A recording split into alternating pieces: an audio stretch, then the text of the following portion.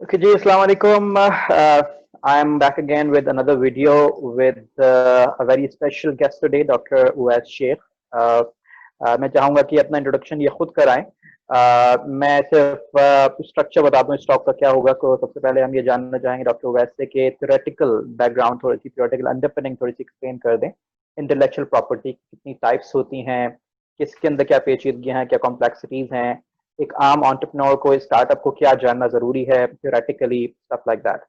उसके बाद मैं चाहूंगा कि डॉक्टर उवैस थोड़ा सा एक्सप्लेन करें कि पाकिस्तान में इस वक्त आईपी की क्या स्टेट है, कितने पेटेंट्स रजिस्टर हो रहे हैं, हमारे पास क्या सहूलत मौजूद है, कि हमारे पास पाकिस्तानी पेटेंट सर्च करने की भी सहूलत है, या फिर ये कि इसको डेवलप करना है, अ, और ये कि ऐसी कोई बात जो कि अगेन स्टार्टअप्स के लिए जानना जरूरी है। और फाइनली मैं चाहूंगा कि थोड़ा सा एडवाइस कर दें स्टार्टअप्स को कि उनको किस तरह से आईपी को लेकर चलना चाहिए, अगर कुछ उनके पास अच्छी इंटरेस्टिंग स्टोरीज हो बच्चों की जिसके अंदर कोई गलती हुई है, उन्होंने एक अच्छा काम किया हो जिससे दूसरे इंस्पिरेशन ले सकें, तो हम चाहेंगे हमसे वो शेयर करें। So over to you, Dr. Saab. Please give us an introduction. आपकी जो achievement है माशाल्लाह हम जानना चाहेंगे, and then you start with the theoretical aspect. Over to you. अस्सलाम वालेकुम डॉक्टर साहब। सबसे पहले तो आपको बहुत शुक्रिया कि आपने मुझे मदद किया। अच्छा, मैं बेसिकली बीबीएस से मैंने मैट्रिक किया था। उसके बाद मैं आसान स्कूल गया, वहाँ से मैंने इंटर किया, फिर मैं आईबीएस चला गया, आईबीएस से मैंने बीबीए एमबीए किया। उसके बाद मैंने कुछ अर्से इंटेलेक्चुअल प्रॉपर्टी ऑर्गेनाइजेशन में काम किया एज असिस्टेंट डायरेक्टर।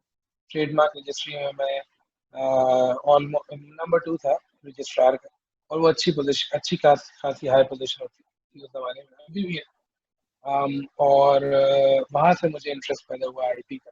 मेरी उम्र उस वक्त 22-23 साल थी जब मैंने गवर्नमेंट ज्वाइन की, और जब मैंने इंटरनेशनल ट्रीटीज़ पे काम करना शुरू किया तो जो मुझे एहसास हुआ कि मैं भी कर सकता हूँ, और मैं बहुत एक्साइटेड हो गया उस बारे में। मैं इंटरनेशनल ट्रीटीज़ के ऊपर इनपुट, तो खैर वो बहुत अर्ली टाइम पे इनपुट तो नहीं देती था, लेकिन मैं इंटरनेशनल ट्रीटीज़ समझने लगा। तो मेरे लिए वो बहुत ही ज़्यादा एक्साइटिंग था कि यार एक 23 साल का 24 साल का लड़का जो है वो इतनी बड़ी इंटरनेशनल लॉ की चीज़ को भी पढ़ रहा है, समझ रहा है। तो that was the impetus for, and then I never turn back. 3 साल 4 साल मैंने इंटेलेक्चुअल प्रॉपर्टी ऑर्गेनाइजेशन में काम किया। उसके बाद फिर मैंने कहा कि अगर मुझे आगे निकलना है इसी एरिया में, और मुझे पता था कि मुझे इसी एरिया में आईपी के एरिया, तो फिर मुझे इसके अंदर अपनी स्पेशलाइजेशन करनी। तो मैं उसके लिए एलएलएम करने गया जर्मनी, आउग्सबर्ग, यूनिवर्सिटी ऑफ आउग्सबर्ग। वो जर्मनी की सबसे पुरानी यूनिवर्सिटी है। उसके अलावा फिर मैंने पीएचडी की इंटेलेक्चुअल प्रॉपर्टी और कंपटीशन लॉ में, और मुझे फख्र है कि मेरी पीएचडी उसी यूनिवर्सिटी से है जिससे अल्लामा इकबाल की यूनिवर्सिटी, अल्लामा इकबाल की पीएचडी, जिसको हम जर्मन में उसका पूरा नाम है लुडविग मैक्सिमिलियान यूनिवर्सिटी, जिसको हम वैसे म्यूनिख यूनिवर्सिटी भी कहते हैं। तो मैंने वहाँ से पीएचडी की लॉ में, और मैंने कुछ अर्से काम किया सीमेंस के अंदर म्यूनिख में, और ऑलमोस्ट $5 बिलियन की मैंने प्रोजेक्ट्स पे काम किया था। उसके बाद मैं एज ए मैनेजमेंट कंसल्टेंट, उसके बाद मैं पाकिस्तान वापस आया 2017, और हमारे वाले साहब की लॉ फर्म है आईपी, तो मैं उनके साथ काम किया मैंने काफ़ी कुछ टाइम, जिससे मुझे प्रैक्टिकल एक्सपीरियंस काफ़ी हुआ। और उसके बाद फिर मैंने 2017 के अगस्त में जैब यूनिवर्सिटी ऑफ लॉ ज्वाइन की, जो कि जैब से डिफरेंट है, और हम स्पेशलाइज करते हैं लॉ में। और वहाँ पर मैं एसोसिएट प्रोफेसर हूँ और चेयरमैन हूँ डिपार्टमेंट ऑफ लॉ। तो और इसके अलावा मैं स्टार्टअप्स को मेंटर करता हूँ, काउंसिल करता हूँ आईपी में, स्ट्रेटेजी में, कंपटीशन स्ट्रेटेजी में। तो दैट्स माय, मेरा पैशन है ये। So that's my introduction. Excellent. आपका पहला क्वेश्चन था डॉक्टर साहब, थैंक यू वेरी मच। और आई शुड आल्सो से कि जब मैं 2016 वापस आया तो आप लोगों ने, आईबीए ने मुझे जो आईबीए का समर स्कूल था उसमें मुझे मौका दिया, and I had very good time. I think that was the first summer school that I did entrepreneurship का, शायद जो इंटरनेशनल समर स्कूल आपका था। तो सेशन किया जो अभी भी मेरे साथ है, जिन्होंने मुझे वहाँ पे बड़ा अप्रिशिएट किया था, और आपसे दोस्ती उसी टाइम पे हुई थी, जहाँ तक मैं रिकॉर्ड करता तो आपका पहला सवाल था रॉक साहब, आईपी के बारे में बताइए कि आईपी क्या हो। आज की इकोनॉमी का सबसे इम्पोर्टेंट एसेट इंटेंजिबल है, इसमें कोई दो राय नहीं। ठीक है जी। और इंटेंजिबल एसेट जो है वो मुख्तलिफ तरीके के होते हैं। मैं इसको सिंप्लीफाई करता हूँ। किसी भी स्टार्टअप के लिए उसका इंटेंजिबल सबसे इम्पोर्टेंट है। स्टार्टअप्स के पास टेंजिबल एसेट्स नहीं होते, इंटेंजिबल एसेट्स। तो उनके लिए ज़रूरी है कि वो अपने बिजनेस के इंटेंजिबल एसेट्स को आइडेंटिफाई कर सकें। Once they identify the intangible assets that their startups own, वो उसके बाद उनको थ्रू आईपी लॉज प्रोटेक्ट कर सकते हैं। ठीक है। 5 ऐसी चीजें हैं अगर स्टार्टअप्स अपने बिजनेस में आइडेंटिफाई कर लें। 5 कैटेगरीज कर ली, 5 ऐसी कैटेगरीज है जो अगर स्टार्टअप्स अपने बिजनेस में आइडेंटिफाई कर लें तो उनको बहुत आसानी हो। नंबर 1, उनकी जो भी प्रोडक्ट है, उनका जो बिजनेस है और जो प्रोडक्ट है वो किस तरह से आइडेंटिफाई होती है। ठीक है। और it does not have to be only the name of the business or name of the product. वो कोई भी आइडेंटिफाई हो सकता है जिससे उनके बिजनेस और उनके प्रोडक्ट आइडेंटिफाई हो। हम मिसाल ये ले लेते हैं, ऑब्वियसली सबसे कॉमन तो नाम है, किसी भी प्रोडक्ट का नाम है और किसी प्रोडक्ट का लोगो है, ये तो सबसे कॉमन। लेकिन उसके साथ साथ बहुत सारी प्रोडक्ट्स एडवर्टाइजिंग स्लोगन से भी आइडेंटिफाई होती है। बहुत सारी प्रोडक्ट्स प्रोडक्ट के शेप से भी आइडेंटिफाई होती है। बहुत सारी प्रोडक्ट्स प्रोडक्ट की स्मेल से भी आइडेंटिफाई होती है। और बहुत सारी प्रोडक्ट्स उस प्रोडक्ट से रिलेटेड जो जिंगल है उससे भी आइडेंटिफाई होती है। तो वो तमाम आइडेंटिफायर्स जो किसी भी बिजनेस को आइडेंटिफाई करते हैं, कलर भी हो सकता है। बहुत सारी प्रोडक्ट्स या सर्विसेज कलर से भी आइडेंटिफाई होती है। तो सबसे पहली चीज, नंबर 1, बिजनेसेस अपने आइडेंटिफायर्स को आइडेंटिफाई कर सकते हैं कि वो किस चीज से आइडेंटिफाई करते हैं, प्रोडक्ट एंड बिजनेस। ये protection, once this is identified, ये प्रोटेक्शन आपको ट्रेडमार्क लॉ की तरफ, ट्रेडमार्क की तरफ, मार्केटिंग की साइड पे सेम चीज ब्रांडिंग की तरफ। दूसरी चीज जो आइडेंटिफाई करने की है स्टार्टअप को अपने बिजनेस में, वो है कि वो जो सोल्यूशन प्रोवाइड कर रहा है बिजनेस को, उसकी कोर फंक्शनैलिटी क्या है, वो क्या सोल्यूशन। ठीक है।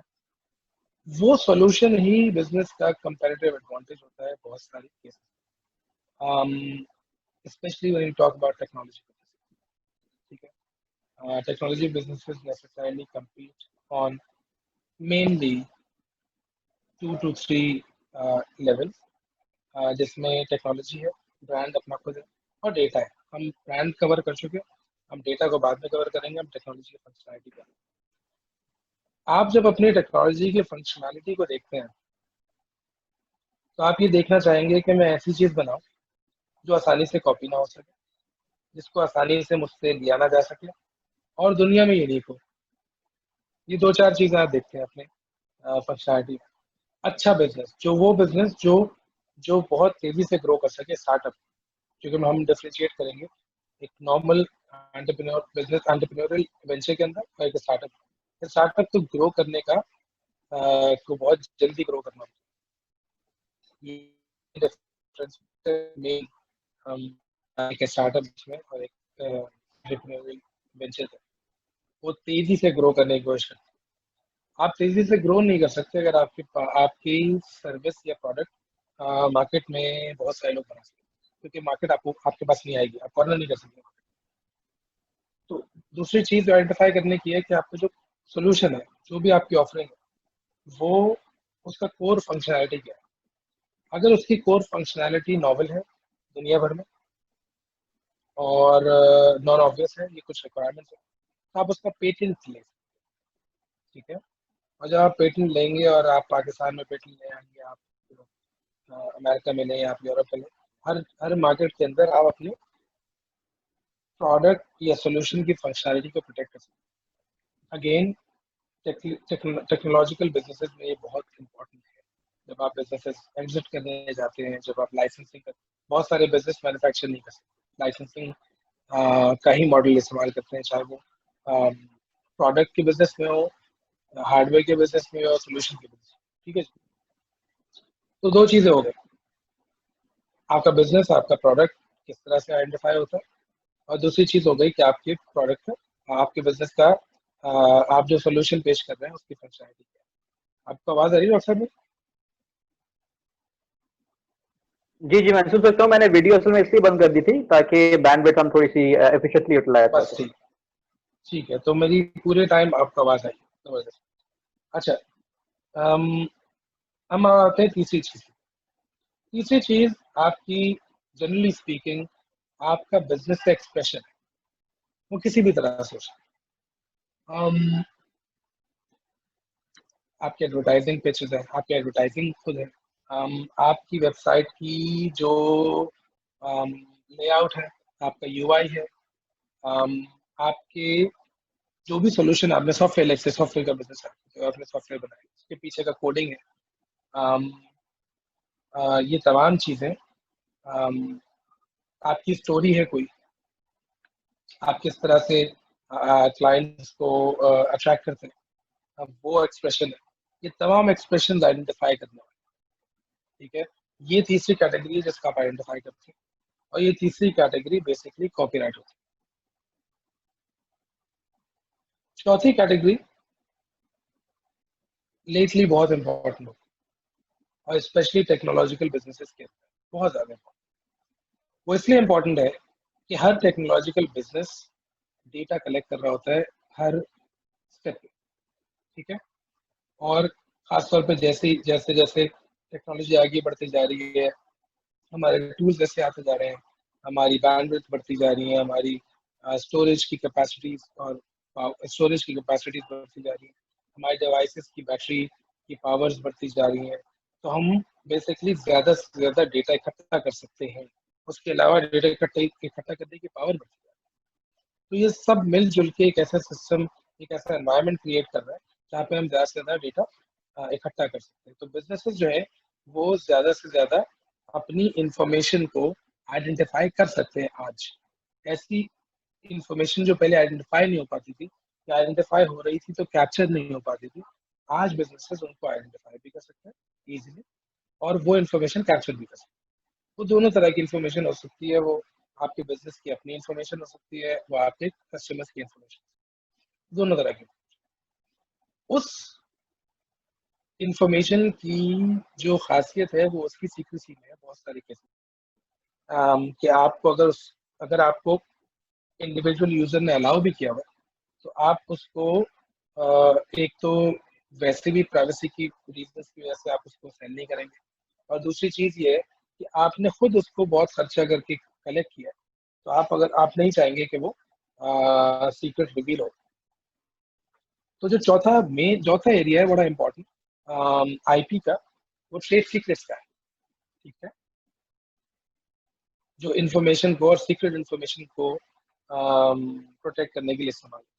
तो अभी तक हमने चार इंपॉर्टेंट आइडेंटिफायर्स की बात की है, और उसके साथ हमने रिलेट किया आईपी के लॉस का। रिपीट कर देता हूँ, आपकी आइडेंटिफिकेशन, आपके बिजनेस की आइडेंटिफिकेशन, आपके प्रोडक्ट की आइडेंटिफिकेशन, वो कुछ भी हो सकती है, वर्ड भी हो सकता है, वो साउंड भी हो सकती है, वो कलर भी हो सकता है, वो स्मेल भी हो सकती है, वो टेस्ट भी हो सकता है, वो कुछ भी हो सकता है, anything that connects people to your product, और वो कह सकें ये प्रोडक्ट इन XYZ कंपनी की है, या वो बता सकें कि ये ओरिजिनेट यहाँ से। ये ट्रेडमार्क लॉ के ट्रेडमार्क्स का एरिया। आपके सोल्यूशन की कोर फंक्शनैलिटी, टेक्निकल फंक्शनैलिटी, अगर वो नई है पूरी दुनिया में बैनुल अक़वामी तौर पर, कहीं भी वो क्रिएट नहीं हुआ आपके क्रिएट करने से पहले, और वो पेटेंट का एरिया है, वहाँ पे आप पेटेंट। तीसरी चीज़ हमने बताया कि बिजनेस की जो एक्सप्रेशन होते हैं, मुख्तलिफ लिटरेरी एक्सप्रेशन है, आर्टिस्टिक एक्सप्रेशन, कोई आपका प्रोडक्ट है, आपका जूस है फॉर एग्जाम्पल, उस जूस के आपने जो है वो एक डब्बा बनाया, उस डब्बे की एक आर्टिस्टिक लुक है, वो भी आपका एक्सप्रेशन है। वो आप ये सारे एक्सप्रेशंस, सॉफ्टवेयर की हमने बात की, वेबसाइट की बात की, इंटरफेस की बात की, आपकी ऐप की इंटरफेस की बात की, ये तमाम चीज़ें जो हैं ये आपके एक्सप्रेशंस हैं जो कि कॉपीराइट के तहत प्रोटेक्ट हो। और फिर हमने चौथी बात ये की कि इंफॉर्मेशन ऐसी बिजनेस के बारे में, आपके कस्टमर्स के बारे में, आपके बिजनेस के बारे में जो कि सीक्रेट होती है, प्रोटेक्ट की जाने वाली होती है, कि उसको प्रोटेक्ट करने की वजह से आपको कमर्शियल बेनिफिट होगा, तो वो ट्रेड सीक्रेट्स के लॉ के तहत वो प्रोटेक्ट।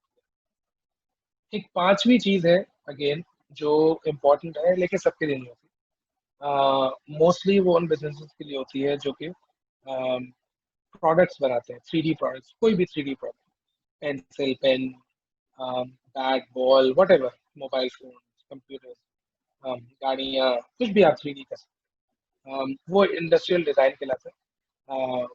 कपड़ों के प्रिंट इंडस्ट्रियल डिज़ाइन में आते हैं, आपकी बॉटल्स के शेप्स, मुख्तलिफ प्रोडक्ट के शेप्स इंडस्ट्रियल, तो वो आपको आइडेंटिफाई करना होता है कि कौन सा ऐसा डिज़ाइन जो आपने डिज़ाइन बनाया है वो कितना न्यू और ओरिजिनल है आपके प्रोडक्ट का, 3D प्रोडक्ट का, और उसको प्रोटेक्ट करते हैं आप डिज़ाइन लॉ के तहत। ठीक है, ये 5 इंटेंजिबल्स अगर बिजनेस आइडेंटिफाई कर ले तो मेरे ख्याल में उसकी स्टार्टअप की एसेट वैल्यू, जो उसकी स्टार्टअप की अपनी वैल्यू है, वो बहुत बढ़ जाएगी, बहुत ज़्यादा बढ़ जाएगी। ठीक है, क्योंकि स्टार्टअप के पास अपनी टेबल भी नहीं होती है, अपनी कुर्सी भी नहीं होती है, अपना पंखा भी नहीं होता, कुछ नहीं होता। गाड़ी भी एक फाउंडर के पास, अगर किसी के पास है तो उसके शायद वाले साहब ने दी है। मोटरसाइकिल भी है तो उसने शायद अपनी जॉब से, उसकी अपनी हो सकती है, उसने जॉब से बनाई। बट द पॉइंट इज कि कोई ऐसा एसेट नहीं होता उसके पास जो बड़ी कंपनीज के पास है। फिक्स एसेट कोई नहीं है, फिजिकल एसेट कोई नहीं है, लेकिन स्टार्टअप्स हर मोमेंट पे, and I should emphasise this, हर मोमेंट पे इंटेंजिबल्स क्रिएट कर रहे हैं। डेटा तो क्रिएट कर ही रहे हैं ना, कुछ क्रिएट करे ना करे, अपनी ब्रांड वैल्यू तो बना ही रहे हैं, कुछ करे ना, कोई ना कोई टेक्निकल सोल्यूशन दे ही रहे हैं, अगर कुछ करें, वो क्लाइंट की लिस्ट बना ही रहे हैं, कुछ करें ना, वो वेबसाइट का इंटरफेस बना ही रहे हैं, कुछ करें। Every single moment startups create intangible which have value and which should be incorporated in the value of the business, कि जब वो एग्जिट करने जाए तो ये सारी वैल्यू वो कैप्चर करें अपने एग्जिट के ऊपर या अपनी फंडिंग के ऊपर। तो ये हमने 5 आइडेंटिफाई किए। अब मैं फिर से पीछे जाता हूँ, और पीछे जाके मैं आपको trademarks, patents, copyright, trade secrets और डिज़ाइन के बारे में बहुत ही जल्दी से थोड़ी डिटेल के दूँ। उससे पहले मैं आपको ये बताऊँ कि मेरा एम इस टॉक का एक है, सबसे इम्पोर्टेंट, जो सुनने वाला है वो डिस्टिंग्विश कर सके between trademarks, copyrights, patents, designs and trade secrets. वो अगर डिस्टिंग्विश कर सकेगा तो वो उसको बेवकूफ़ नहीं बनेगा। मुझे अगर ट्रेडमार्क प्रोटेक्ट करना है तो मुझे कोई लॉयर या कोई भी शख्स ये बेवकूफ़ ना बना सके कि तुम कॉपीराइट रजिस्ट्रेशन कराओ। ठीक है, ये बहुत इंपॉर्टेंट है कि स्टार्टअप के पास बहुत कम पैसे होते हैं, वो गलती नहीं कर सकते। सही है जी। तो ये मेरा सिंगल एम है इस टॉक का, कि सुनने वाला डिस्टिंग्विश कर सके इन 5 के दरमियान, ये 5 क्या हैं और किस चीज़ के लिए इस्तेमाल किए। गोइंग बैक टू ट्रेडमार्क्स की निटी-ग्रिटी मोटी-मोटी ये है कि ट्रेडमार्क जो होते हैं वो 10 साल के लिए रजिस्टर होते हैं, और उसके बाद वो 10-10 साल के लिए रिन्यू हो सकते हैं, इनडेफिनिट पीरियड के लिए, हमेशा के लिए, जब तक आप ना रुक जाएँ। इम्पॉर्टेंट पॉइंट अगेन ये है कि ट्रेडमार्क रजिस्ट्रेशन लाज़मी नहीं है पाकिस्तान में, और दुनिया के बहुत सारे मुल्कों में लाज़मी नहीं है। कोर्ट प्रोटेक्शन देते हैं अनरजिस्टर्ड ट्रेडमार्क्स को भी, लेकिन एडवाइजेबल हरगिज़ नहीं है। ये बहुत महंगा नहीं होता ट्रेडमार्क रजिस्टर कराना। कंपनी स्टार्टअप जो है वो ज़रूर बस ज़रूर रजिस्टर कराए, इसको इसको जो है वो अनरजिस्टर्ड ना छोड़े, क्योंकि आपको जो कॉस्ट पड़ेगी बाद में वो आप बेयर नहीं कर सकेंगे, आपका बिजनेस बंद हो जाएगा। खत्म हो जाएगा। मैंने ऐसे बिजनेस देखे जिनको बंद करना पड़ा अपना business simply because they did not have a registered trademark. उन्होंने नाम बना लिया मार्केट में थोड़ा बहुत, लेकिन उनके पास पैसे नहीं थे आखिर में कि वो लिटिगेशन कर सकें, वो अपने से बड़े ओपोनेंट को रोक सकें जिसने उनका ट्रेडमार्क कॉपी कर लिया, और वो बंद हो गया। ठीक है, तो स्टार्टअप से गुजारिश ये है कि थोड़े थोड़े पैसे करके भी अगर आप कर सकें ट्रेडमार्क रजिस्ट्रेशन जरूर करें, कुछ हो।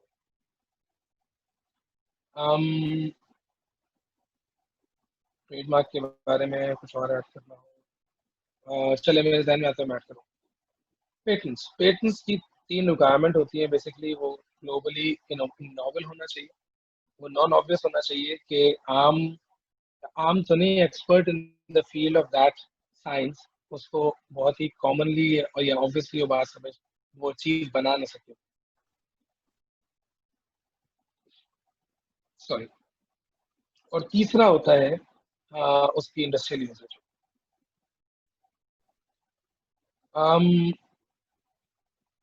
इम्पॉर्टेंट बात ये है कि पेटेंट्स जो है वो 20 साल के लिए आपको ग्रांट होते हैं, 20 साल एक दिन भी नहीं मिलेगा। और हाँ, वो रेन्यू नहीं हो सकते। तो ये तो कोर बात हो गई पेटेंट्स के बारे में।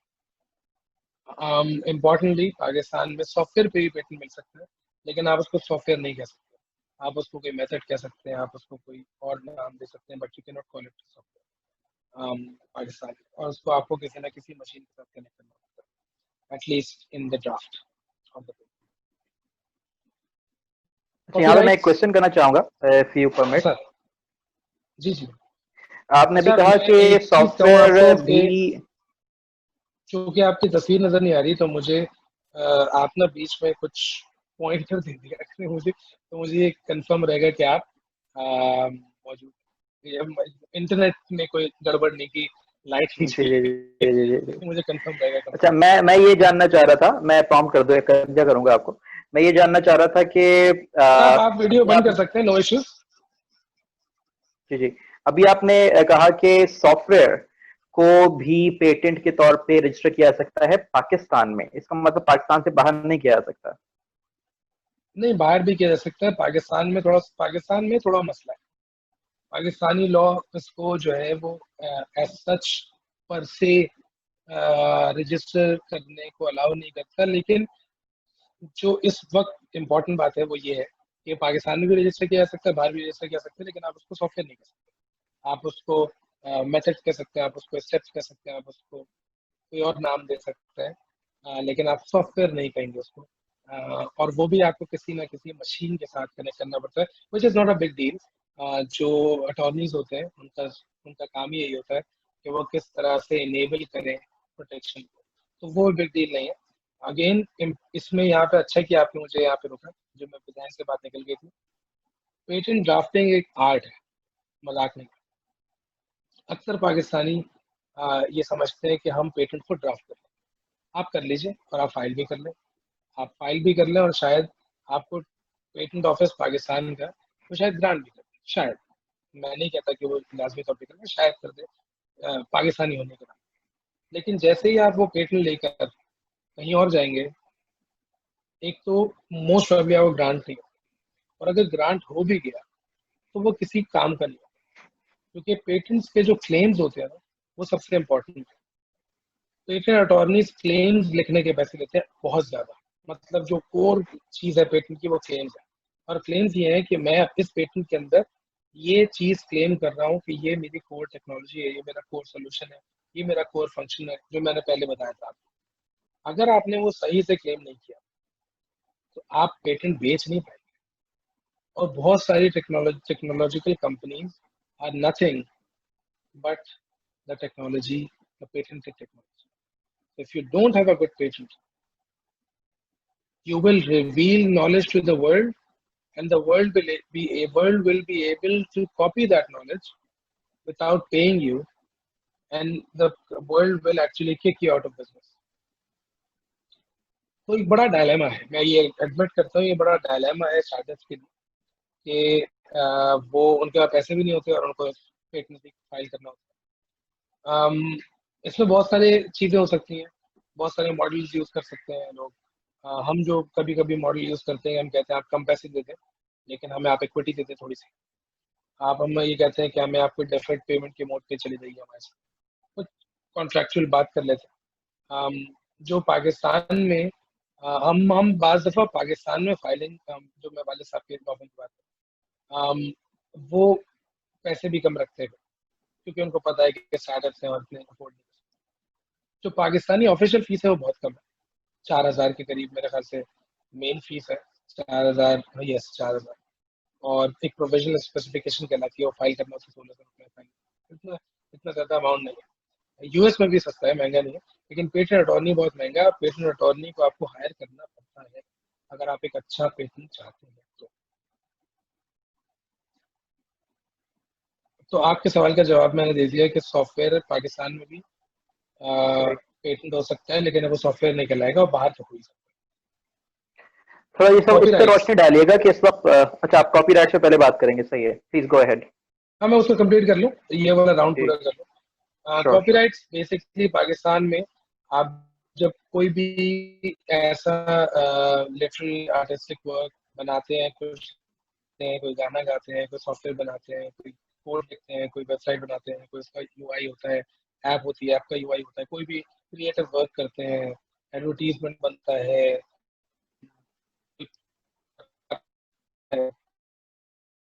Anything anything which is literary artistic audio visual, ये तीन कैटेगरीज मुझे याद पड़ रही है कि हमारा लॉ अलाउ करता है।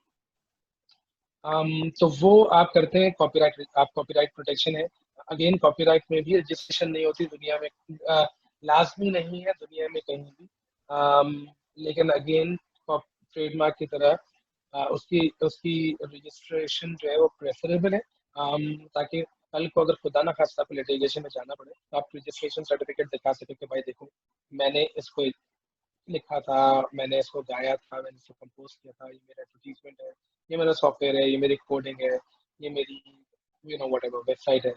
तो उसकी डेट इस्टेब्लिश करके उसकी आप प्रोप्राइटरशिप इस्टेब्लिश कर सकते। Apart from that courts do not really consider copyright registration of much use, importantly for the fact that दुनिया में कॉपीराइट रजिस्ट्रेशन करने से पहले एग्जामिनेशन नहीं होती और ना हो सकती।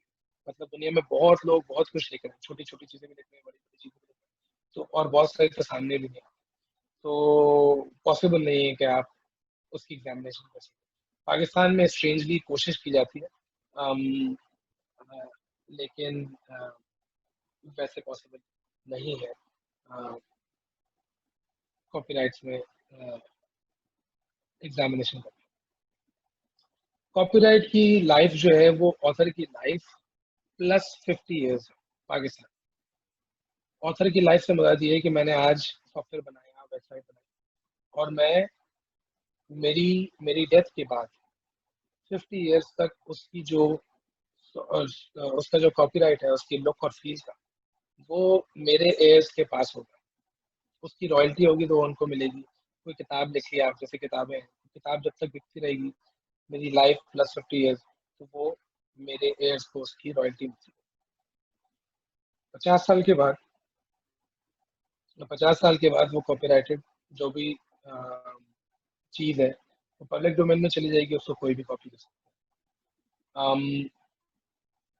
आई थिंक इकबाल की बहुत सारी जो जो इकबाल के जितना भी काम है वो सारा पब्लिक डोमेन में आ चुका है। इसी तरह से बहुत सारी ऐसी किताबें, इसकी मिसाल ऐसी है कि आप गूगल बुक्स पे जाइए और आप जाके 19वीं सदी के शुरू शुरू की किताबें ढूंढिए तो आपको पूरी मिल जाएंगी, आप पूरी डाउनलोड कर सकते हैं। जबकि जो 19 सेंचुरी जो अभी पिछली सदी की किताबें हैं, खासतौर पर पिछली सदी के अवाखिर में, आखिर के सालों में, वो आप डाउनलोड नहीं कर सकते क्योंकि वो कॉपीराइटेड है अनलेस वो ओपन एक्सेस हो। मैंने आपको ये बताया कॉपीराइट की रजिस्ट्रेशन नहीं लाजमी, कर लें तो अच्छी बात है। Trade secrets very important. Trade secrets register नहीं होते, हो ही नहीं सकते, क्योंकि जैसे ही आप सीक्रेट को रिवील करेंगे वो सीक्रेट रहेगा नहीं, उसकी कमर्शियल वैल्यू खत्म हो जाएगी। तो उसको आप किसी को देते नहीं रजिस्टर करने के लिए, except in one case, some cases जहाँ पर आपको गवर्नमेंट की किसी एजेंसी को अपना टेस्टिंग का रिजल्ट देना होता है, जो कि डेटा की सूरत में। पाकिस्तान में ट्रेड सीक्रेट्स का लॉ है, बहुत कम लोगों को पता है कि वो लॉ है। स्टैट्यूटरी लॉ ये होता है कि हमारे पास एक्ट है या ऑर्डिनेंस है या लॉ है, और दूसरा जो लॉ बनता है वो अमूमी तौर पे कॉमनवेल्थ कंट्रीज में कोर्ट के प्रेसिडेंट से बनता है। तो कॉमनवेल्थ कंट्रीज में कोर्ट के प्रेसिडेंट्स तो हैं ट्रेड सीक्रेट्स को प्रोटेक्ट करने के। बहुत सारे मुल्कों में ट्रेड सीक्रेट्स का लॉ नहीं है, पाकिस्तान में ट्रेड सीक्रेट्स से मुराद कमर्शियल सीक्रेट, बिजनेस सीक्रेट के दोनों से मुराद ये। ट्रेड सीक्रेट्स के लिए ज़रूरी है कि आपने उसको सीक्रेट रखने की कोशिश की हो, और उसकी सीक्रेट रखने की वजह से वैल्यू हो, और उसकी कमर्शियल वैल्यू हो उसके सीक्रेट रखने की वजह से। ट्रेड सीक्रेट्स के बारे में तीन इंपॉर्टेंट चीज़ें। हाँ हाँ सही है। ट्रेड सीक्रेट्स ये है कि सीक्रेट इस तरह से होता है कि वो आम जनरल पब्लिक को ना पता हो, उसको एब्सोल्यूट सीक्रेट होना भी जरूरी नहीं है, लेकिन वो cat out of the bag ना हो, अमूमी तौर पे पता ना हो, पब्लिक डोमेन में इंफॉर्मेशन ना हो। एक बात। दूसरी बात, उसको आपने सीक्रेट रखने की कोशिश की हो, आप प्रूफ कर सकें कि भाई मैंने उसको 10 तालों में रखा था, टेक्निकली उसको प्रोटेक्ट किया था, मैंने फिजिकली लेट्स से कोई चीज़ हो फिजिकली प्रोटेक्ट किया था, आप बता सकें, और ताकि अगर कोई उसको उन लॉक्स को तोड़ के पहुंचे तो एक ऑफेंस बन सके। और तीसरी चीज़ ये है कि वो सीक्रेट होने की वजह से उसकी कमर्शियल वैल्यू है। तो ये तीन रिक्वायरमेंट्स है ट्रेड सीक्रेट्स या बिजनेस सीक्रेट्स या कमर्शियल सीक्रेट। हमारा डेटा जो है आजकल वो इसी में फॉल करता है, और कंपनीज बहुत ज़्यादा कोशिश करती हैं उसको उसको सीक्रेट रखने की। उसकी कमर्शियल वैल्यू भी इसी वजह से होती है, और बहुत दफ़ा पे ऐसा भी होता है कि कुछ डेटा ऐसा होता है जो कंपनी में लोगों को मालूम होता है, ऐसा नहीं है किसी को नहीं मालूम। और कभी कभार आपके सप्लायर्स को मालूम होता है, कभी कभार आपके कस्टमर्स को मालूम होता है, but generally speaking the world does not know about. ये हो गया ट्रेड सीक्रेट्स के बारे में। हमने ट्रेडमार्क्स कर लिया, हमने पेटेंट्स कर लिया, हमने कॉपीराइट्स कर लिया, हमने ट्रेड सीक्रेट्स कर लिया। अब हम डिज़ाइन करेंगे। फिर डिज़ाइन जो है वो अगेन थ्री डी चीज़ों के लिए होता है। बॉटल्स, पेन्स, पेंसिल, चश्मे बहुत कॉमन है, बहुत कॉमन है। और मैं आपको बताऊं कि एप्पल की और सैमसंग की जो सबसे बड़ी वॉर है लिटिगेशन में, वो उनके एप्पल की आईपैड और सैमसंग के टैब के ऊपर है, उसकी शेप के ऊपर। बहुत पैसा फेंका, बहुत पैसा लिया, और लॉयर्स ने बहुत पैसा कमाया। तो डिज़ाइन की मैं बात कर रहा था डॉक्टर साहब। डिज़ाइन लॉ पाकिस्तान में बेसिकली 10 सालों के लिए रजिस्ट्रेशन होती है किसी भी डिज़ाइन की। आपके पास एक बॉटल है, मैं मिसाल दे रहा हूँ, आपके पास एक बॉटल है, आप उस बॉटल को लेके जाते हैं डिज़ाइन ऑफिस में, और आप आइडेंटिफाई करते हैं कि इसके अंदर ये चीज़ न्यू और ओरिजिनल, उसकी आपको वो रजिस्ट्रेशन करके आपको देते हैं, जो 10 साल के लिए चलता है। और उसके बाद for next 10 years to twice, मतलब अगले 20 सालों के लिए 10-10 साल करके वो प्रोटेक्ट हो सकता है। उसके अलावा वो उससे 30 साल के बाद वो आगे नहीं जा सकता। तो this is basically of your startups intangibles protected by 5 types of laws in Pakistan। और मैं एक बात बताऊं आपको, लोगों का ये समझना है कि पाकिस्तान में लॉ इम्प्लीमेंट नहीं होता। बहुत सारा लॉ इम्प्लीमेंट नहीं होता, बहुत दफ़ा नहीं होता, लेकिन ये कोई एक्सक्यूज नहीं है लॉ की तरफ ना देखने की, क्योंकि जब आप पछताएंगे तो आपके पास कुछ भी नहीं होगा। और स्टार्टअप के मैं बार बार एक बात कह रहा हूँ, आईपी स्टार्टअप का एसेट है, इंटेंजिबल के अलावा स्टार्टअप कुछ प्रोड्यूस नहीं कर रहा होता, बहुत कम चीज़ें प्रोड्यूस करता है, और वो भी इंटेंजिबल होती है। तो बहुत सारे ऐसे लोग हैं जो स्टार्टअप्स बना रहे हैं, और मैं उनको ये कहता हूँ कि भाई अगर तुम मैन्युफैक्चरिंग की कोई चीज, तुम हार्डवेयर भी बना रहे हो, तो think of patents and think of licensing. आपका दूसरा सवाल? अच्छा, यहाँ पे मैं एक थोड़ा सा आपसे एक और सवाल करना चाहूंगा, अगर आप परमिट करें। आपने कॉपीराइट के अंदर एक जुमला ही कहा था कि इसको रजिस्टर कराना जरूरी नहीं है, लेकिन रेकमेंडेड है कि आप करवा ले तो बेहतर है। तो इससे एक ये तासुर मिलता है कि अगर आपने रजिस्टर नहीं भी कराया हुआ और उसको कोई कॉपी कर लेता है तो आप चैलेंज कर सकते हैं उसे। क्या ये दुरुस्त है बात? जी जी बिल्कुल। अच्छा। ट्रेडमार्क्स में भी, कॉपीराइट्स में भी। हाँ, डिजाइन में नहीं है अलाउड। हालांकि डिजाइन में दुनिया में अनरजिस्टर्ड डिजाइन का राइट भी मौजूद है, पाकिस्तान में नहीं है। आप कह अच्छा। लें, फ्लॉ लें, या पहले था, बाद में और इस लॉ का नाम भी रजिस्टर्ड डिजाइन ऑर्डिनेंस है बेसिकली। तो मेरा पर्सनल मानना ये है कि डिजाइन को, अनरजिस्टर्ड डिजाइन भी अलाउड होना चाहिए, प्रोटेक्शन उसकी। हम कोशिश कर रहे हैं कि अब मैं गवर्नमेंट के साथ उनकी लीगल पॉलिसी, लॉ पॉलिसी में भी अपनी इनपुट देता हूँ। तो one of the things that I have suggested कि उनको ये करना भी चाहिए कि अनरजिस्टर्ड डिजाइन को भी वो रजिस्टर कर सकें, अनरजिस्टर्ड डिजाइन को भी प्रोटेक्ट कर सकें कोर्ट ऑफ लॉ में। सही। कमिंग टू अच्छा, द जो अगला स्टेट ऑफ, हिस्सा था। जी, जी, प्लीज गो अहेड। तो coming to the state of IP, IP की स्टेट क्या है पाकिस्तान?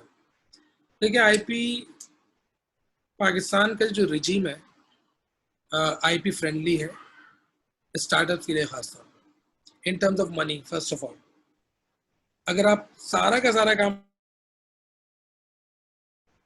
पैसे का बहुत ज्यादा, गवर्नमेंट की फीस बहुत ज्यादा नहीं है, ये तो आपको मसला नहीं होगा। लेकिन मसला वहां पर आता है कि जब आपको चीजें, फॉर्म्स फिल नहीं करने आते, जब आपको सही क्लासेस नहीं पता होती, आपके ऑब्जेक्शन लगते हैं, वहां पर आपको परेशानी होती। या तो आप लॉयर हायर करें, बल्कि मैं दूसरी बात नहीं कहता, आप लॉयर ही हायर करें, वो मुनासिब नहीं होगा। या फिर पाकिस्तानी तरीका इख्तियार करें, ठीक है, ठीक है, लॉयर हायर कर लिया।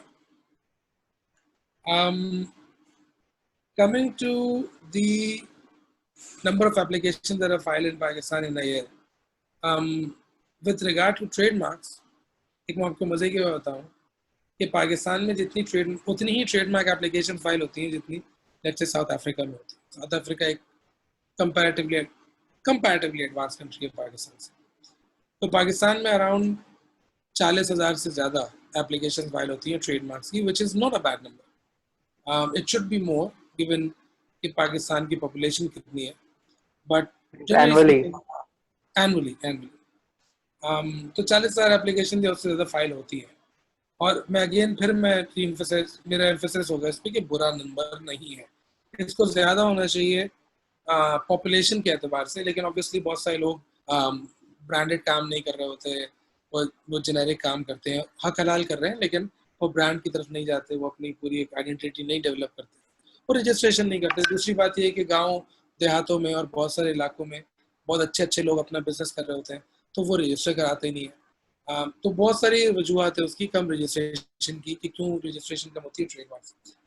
पेटेंट्स एक बहुत ही गंभीर मसला है पाकिस्तान। उसी साउथ अफ्रीका में 7,500 पेटेंट एप्लीकेशन फाइल होती हैं साल में। पाकिस्तान में सबसे बेहतरीन साल में पिछले 20 सालों में जो सबसे बेहतरीन साल गुजरा है पेटेंट एप्लीकेशन फाइल होने का, उसमें अराउंड 1570 या 1580 फाइल हुई थी। 2006, 7 और 8 पाकिस्तान का पीक टाइम था, जिसमें पाकिस्तान ने 1300, 1400 एप्लीकेशन पाकिस्तान में फाइल हुई। इंटरनेट चल तो गया है सही, मैं आपसे शेयर कर सकता हूँ कुछ जी जी, slides, if you allow me. Sure. आप शेयर पे करें तो वो मुझे रिक्वेस्ट भेजेगा, मैं अप्रूव कर दूंगा उसे। ठीक है, मैं तो इसको, मैंने एक पेटेंट स्टार्ट के वन। नाम, तो डॉक्टर साहब ये देख रहे हैं कि ये स्लाइड जो है वो पेटेंट एप्लीकेशंस है जो पाकिस्तान में फाइल हुई हैं 2001 से 2017 तक। ठीक है जी। पैट एप्स का मतलब है पेटेंट एप्लीकेशन, रेसिडेंट का मतलब होता है पाकिस्तानी एप्लीकेंट्स, नॉन रेसिडेंट का मतलब होता है फॉरेन एप्लीकेंट्स। ठीक है जी। जो डार्क ब्लू है वो पाकिस्तानी एप्लीकेशंस का नंबर है टोटल, और जो लाइट ब्लू है वो नॉन रेसिडेंट एप्लीकेशंस का नंबर है। अब आप देख रहे हैं कि 2006 में हाईएस्ट नंबर गया था 1700 समथिंग, अराउंड 1700 कुछ होगा, और ये आप देख रहे हैं कि 2006-7-8 में 1500 क्रॉस किया है, जबकि इन द लास्ट डेकेड 2009 से 17 में, और मैं आपको ये बता दूं कि बाकी 2 सालों में भी, मतलब कि आप यूँ कह लीजिए कि 18-19 में भी बहुत ज़्यादा हमने 1000 क्रॉस नहीं किया, एक में 900 क्रॉस किया है 2018 में, और 2019 में हमारे पास टोटल एप्लीकेशन थी 880 अच्छा, टोटल एप्लीकेशन। इंटरेस्टिंगली अगर आप इस पे देखें तो जो फॉरेन एप्लीकेशंस हैं वो बढ़ रही हैं। जो लोकल एप्लीकेशन है वो बढ़ रही है, डार्क ब्लू लोकल एप्लीकेशन, और ये आपको ज्यादा अच्छा दिखेगा दूसरी इसके बाद वाली स्लाइड में। ये स्लाइड आपको बताती है कि पाकिस्तान में टोटल एप्लीकेशन का ट्रेंड कहाँ जा रहा है। ठीक है, विच मीन्स देखिए दो दो वजूहत पे कोई भी आपके मुल्क में एप्लीकेशन फाइल करता है पेटेंट की, 2 वजूहत। पीछे वाली स्लाइड पे जाइएगा, मैं आपको सिर्फ ये लास्ट पॉइंट बता दूं। If somebody is filing patent application in your country, there are 2 reasons for that. One is कि वो ये समझते हैं कि आपकी मार्केट जो है वो बहुत अच्छी है। ठीक है, like to actually come into your market and sell in your market, चाहे वो इंपोर्ट करके करें चाहे वो यहाँ प्रोड्यूस करके करें, दोनों तरीकों से वो पेटेंट लेना चाहेंगे आपके मुल्क में, ताकि आपके मुल्क में वो जब बेचें कोई चीज तो कोई और को आप मार्केट क्रिएट करें और कोई और कॉपी करके उसको जो है वो बेचना शुरू ना कर दे। दूसरी वजह ये होती है कि आप के मुल्क से लोग उसको कॉपी करेंगे आपके पेटेंट को, इवन तो उनके यहाँ इंटरनल डोमेस्टिक मार्केट नहीं है, लेकिन वो एक्सपोर्ट करेंगे उसको दूसरे मुल्कों में। ऐसी कोई सूरत हाल होती है तो फिर जो है वो ये इस तरह से वो फाइल करते हैं आके आपके मुल्क के अंदर कि आप एक्सपोर्ट ना करें ऐसे थर्ड कंट्री को जहां पर उन्होंने फाइलिंग नहीं की हुई। दिस लो सही। नंबर शो कि most of the applicants don't really care about Pakistan in either case.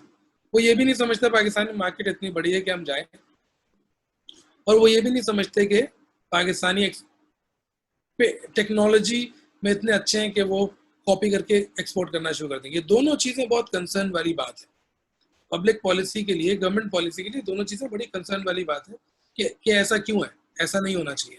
लेकिन ऐसा इसका नहीं होना, मतलब ये भी तो हो सकता है ना कि इंपोर्ट्स कम हो रही हैं क्योंकि लोकल कंपनीज ज्यादा आगे आ रही हैं, यही वजह है कि लोकल कंपनीज रिप्लेस कर रही हैं फॉरेन कंपनीज को। Could that be a possibility?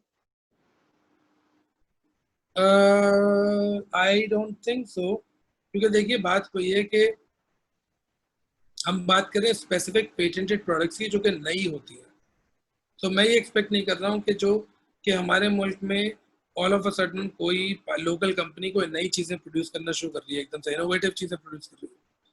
मैं भी जानता हूँ, आप भी जानते हैं, छोटी छोटी चीज़ों के लिए हम रिलायंट हैं बाहर के हम्म। टेक्नोलॉजी के ऊपर। तो हम स्पेसिफिकली बात कर रहे हैं पेटेंटेड प्रोडक्ट्स की, हम नॉर्मल इंपोर्ट्स की बात नहीं कर रहे, हम पेटेंटेड प्रोडक्ट्स की बात कर रहे हैं। और पेटेंट का मतलब ये नहीं है कि इंपोर्ट होगा। मैं आपको मिसाल देता हूँ, most of the patent application जो फॉरेन है वो फार्मास्यूटिकल की है। फार्मास्यूटिकल की बहुत, I think, I don't know, 2/3 60% के करीब, 55% के करीब, मुझे एग्जैक्ट फिगर शायद आगे आए वो याद नहीं है, लेकिन 2/3 तो एप्लीकेशन जो है वो फार्मास्यूटिकल की होती है। अब होता ये नहीं है कि वो कंपनियां जो पाकिस्तान में जिनके ऑफिस नहीं है, जैसे गिलियाड है या और बड़ी बड़ी कंपनीज हैं जिन्होंने पाकिस्तान में मैन्युफैक्चरिंग प्लांट नहीं लगाया हुआ। वायद थी, वायद ने मैन्युफैक्चरिंग प्लांट लगाया हुआ था तो वो बंद करके चले गए। तो वो क्या करते हैं, वो अपने पेटेंट करते हैं, लेकिन वो फिर वो पेटेंट लाइसेंस कर देते हैं जेनेरिक किसी का पाकिस्तानी कंपनी को। पाकिस्तानी कंपनी कॉन्ट्रैक्ट पे वो पेटेंटेड प्रोडक्ट बना रही होती है। फिरोज सन्स हो गया, एटको हो गया, बड़े बड़े नाम है जो गेट्स फार्मा है, ये बड़े बड़े नाम है जो कि फॉरेन कंपनीज के पेटेंटेड प्रोडक्ट्स पाकिस्तान में बना रहे होते हैं। तो ऐसा होता है कि ज़रूरी नहीं है कि पेटेंटेड प्रोडक्ट्स इम्पोर्ट ही हों। नेक्स्ट स्लाइड पे आइए। अब यहाँ पर आपको क्लियरली दिखेगा कि हम जो टोटल एप्लीकेशन फाइल होती है पाकिस्तान में, हमने 100% ले रहे थे, अब हम नंबर पे नहीं जा रहे, तो उसमें जो प्रोपोर्शन है वो पाकिस्तानी एप्लीकेंट्स का बढ़ता चला जा रहा है, और 2007 में वो 25% था, और मैं आपको ये बता दूं 2019 में वो 33% हो चुका है। ठीक है, तो अच्छा। पाकिस्तानी एप्लीकेंट्स एप्लीकेशन फाइल कर रहे हैं around, last year Pakistani applicants ने 298 एप्लीकेशन फाइल किए। मैं आपको ये बता दूं कि जो टोटल नंबर ऑफ एप्लीकेशन है पाकिस्तान में बहुत कम है, इंडिया में 45,000 है। ठीक है जी, मैं 65,000, मैंने आपको बताया कि साउथ अफ्रीका में 7,000। आप गेस कर सकते हैं कि चाइना में कितना होगा और यूएस में कितना। यूएस में 8 लाख होती है पर ईयर, चाइना में 13 लाख से ज्यादा एप्लीकेशन फाइल होती है पर ईयर। तो हम जो कंपैरिजन कर रहे हैं, अब आपको शायद वो कंपैरिजन समझ में आ रहा होगा कि it's not a small number जिसकी मैं बात कर रहा हूँ। कहाँ पे आप 1000 भी नहीं क्रॉस कर रहे और कहाँ पे आप 13 लाख की बात कर रहे हैं। उसमें बहुत सारे फ्रिविलेज पेटेंट्स भी होते हैं, ऐसा नहीं है कि सारे पेटेंट्स काम के हैं, लेकिन अगर मैं कहता हूँ कि 50, मैं अगर ये भी कहूँ ना डॉक्टर साहब कि 90% of patents filed in China, let's say, मैं ये नहीं कह रहा कि ऐसा है, अगर 90% of patents filed in China भी फ्रिवलेस है, प्रॉपर नहीं है, तो आप ये कह सकते हैं तब भी 1,30,000 या 1,20,000 पेटेंट फाइल हो रहे हैं। बिल्कुल। पाकिस्तान में उसका 1% फाइल नहीं होता, 12 ही फाइल नहीं होता। एग्जैक्ट। ठीक है, एक बहुत बड़ा रोल है जो यूनिवर्सिटीज को प्ले करना है। जो हमारे ऑरिक्स हैं उन्होंने अपना रोल प्ले किया है, नंबर ऊपर आया है। एचईसी का बड़ा इसमें किरदार है, इंटेलेक्चुअल प्रॉपर्टी ऑर्गेनाइजेशन का किरदार है, और ऑब्वियसली फंडिंग की जरूरत होती है। यूनिवर्सिटीज को बहुत ज़रूरी है कि वो अपने जो रिसर्चर्स हैं उनको कंपनीज क्रिएट करने दें। ये मैं बार बार कहता हूँ कि आप स्पिन ऑफ बनाने दें, उनको कंपनी क्रिएट करने दें। आप उनको जो है वो नॉर्मल सरकारी या नॉर्मल टीचर ना समझें, वो अगर इनोवेशन कर रहे हैं आप उनको कंपनी क्रिएट करने दें, और क्लस्टर्स बनाएं जहाँ पे स्टार्टअप्स, प्रोफेसर्स के अपने स्टार्टअप्स हों। कि डॉक्टर साहब हैं, डॉक्टर नजम है, डॉक्टर नजम की एक एक्सपर्टीज है इंजीनियरिंग में, अगर वो कुछ बनाना चाहते हैं तो उनको एक क्लस्टर बैठा हो जहाँ पर बिजनेस के लोग भी हों, मैन्युफैक्चरिंग के लोग भी हों, साइंसेस के लोग भी हों, वो आपस में कम्युनिकेट कर रहे हों, वो आपस में एक दूसरे को असिस्ट कर रहे हों, उनकी भले इक्विटी शेयरिंग हो, कुछ भी हो, लेकिन क्लस्टर होना चाहिए। इंस्टेड के हर यूनिवर्सिटी के अपना अपना ऑरिक है और उसको पता भी नहीं है कि क्या करना है, या पता भी हो तो वो इतने दूर दूर बैठे हुए कि वो आपस में एक दूसरे की हेल्प नहीं कर पा रहे। द गुड न्यूज इज के the proportion of Pakistani applicants is rising. Increasing. Next slide पे जाइए, देखते हैं कोई काम की चीज आ रही है आगे हमारे उसमें। ये हमने बात कर ली, आगे बढ़िए। ये इससे पता चलता है कि हमारे के पाकिस्तान में कौन से मुल्कों को ज्यादा इंटरेस्ट है इन टर्म्स ऑफ इनोवेशन, उनके लिए हम बिजनेस अच्छा दे सकते हैं। USA right. एंड जर्मनी, इनकी मोस्टली जो फार्मास्यूटिकल कंपनीज हैं वो फाइल करती हैं। जर्मनी की बहुत सारी जो हैं वो मैकेनिकल कंपनीज भी फाइल कर रही होती हैं हमारे यहाँ, और जापान का भी ऐसा ही है, मैकेनिकल कंपनी से फाइल करती है। अब बड़ी इंटरेस्टिंग बात है कि इंडिया की बहुत सारी एप्लीकेशन आती है पाकिस्तान में हर साल। ये अच्छा। बेसिकली नेक्स्ट स्लाइड जो है वो ट्रेंड ही है बेसिकली, कि आप देख रहे हैं कि हर मुल्क की फाइलिंग नीचे जा रही है एक्सेप्ट फॉर पाकिस्तान। पाकिस्तान में। ये टॉप फाइव कंट्रीज हैं जो 2008 से 17 का मैंने नंबर दिया है आपको, तो नीचे ही जा रही है सिवाय पाकिस्तान के, और ऊपर आ रही है एक और जर्मनी की फाइलिंग। ये 17 तक का था, 18-19 का मैंने इसमें नंबर नहीं डाला है। आप आगे बढ़ेंगे, आगे बढ़ जाइए। ये बताता है बेसिकली कि किस एरिया में ज्यादातर पेटेंट फाइल होते हैं। तो ये सारे के सारे जो टॉप 1, 2, 3, ये टॉप 8 जो क्लासेस हैं ये फार्मास्यूटिकल्स की ही है, जहाँ तक मैं रिकॉल कर रहा हूँ। तो मेजॉरिटी ऑफ एप्लीकेशन जो है वो फार्मास्यूटिकल पे फाइल होती है। अच्छा, जो नीचे कोड्स लिखे हैं, these are classes. या these are classes, ये कहलाता है international patent classification, IPC. Right. ये हमारे टॉप एप्लीकेंट्स हैं 2008 से 2017। इसमें आप नीचे देखिए जितने नाम है वो सारे के सारे फार्मास्यूटिकल कंपनी। हम्म। ये फॉरेन है बेसिकली। ये बस मैं ये कहना चाह रहा था कि 80% फाइलिंग जो होती है वो 20% कंपनीज करती हैं पाकिस्तान। ये टॉप एप्लीकेंट्स है 2010 से 2015 के पाकिस्तानी।